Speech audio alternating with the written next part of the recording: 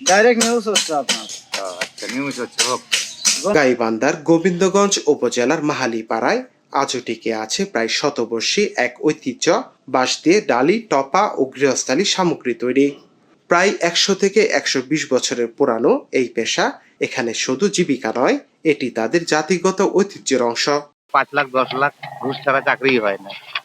এভাবে তাহলে মানুষ বাঁচবে? এভাবে তাহলে আমাদের এই সম্প্রদায় এইভাবে জীবনটাই তিলে তিলে শেষ হয়ে যাচ্ছে, কিন্তু কোনো দিক থেকে কোনো সাইডে আমরা কোনো উপকারই পাই না। গ্রামের প্রায় প্রতিটি মানুষ এই পেশায় জড়িত। পূর্বপুরুষদের কাছ থেকে তারা শিখেছে বাঁশ বোনার এই শিল্প। একজন দক্ষ কারিগর দিনে 4টি পর্যন্ত ডালি তৈরি করতে পারেন, আর সেই আয়ে চলে তাদের সংসার। আধুনিকতার ছোঁয়ায় প্লাস্টিক ও মেলামাইনের দাপটে কমে গেছে এসব পণ্যের চাহিদা। বাঁশের দাম বেড়েছে, আয় কমেছে। তবু হার মানেননি মাহালিপাড়ার কারিগররা।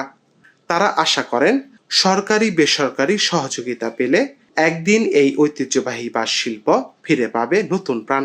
জিনিসপাতির দাম নাই, বাঁশের দাম বেশি। এখন ওই যে মনে করেন প্লাস্টিকের জিনিস আসে, এগুলো মার খায় গেছে। নাফির লিকসন, জনগণ।